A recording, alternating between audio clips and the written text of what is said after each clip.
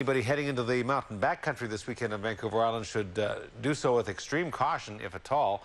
An avalanche warning is in place covering the Mount Cain ski area in the north to the Beaufort Range in the south, and that includes Strathcona Provincial Park.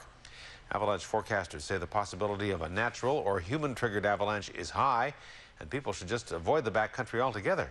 A News reporter Gord Kurbis has the story from Mount Washington. Boy Scouts from Victoria arrive on Mount Washington for a special weekend adventure.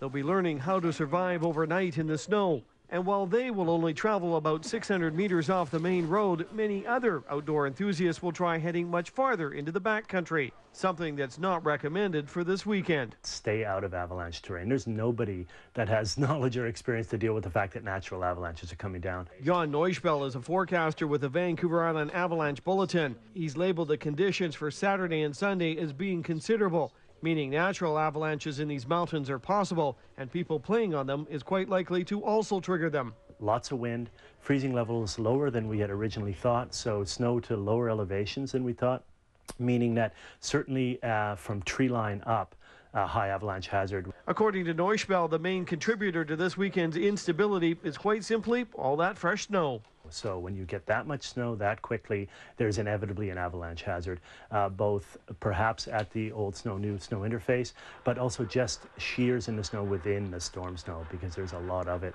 During the winter months, the bulletin comes out twice a week, giving online conditions that are based on information pulled from a half-dozen forecasting sources. There are a number of remote weather stations around the island that we're using to collect actual weather data.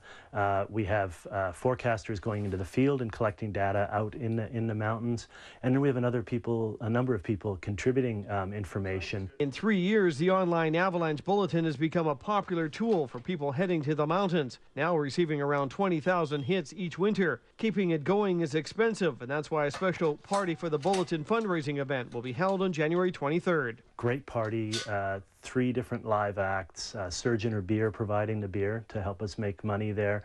Amazing silent auction items. It's the second annual. Last year's was a heap of fun, and I think this year's will be even better. The fundraiser will be held at the Riding Fool Hostel in Cumberland. Tickets are available at the door, and for more information on the event or the guide itself, you can log on to islandavalanchebulletin.com. In Cumberland, Gord Kurbis, A News.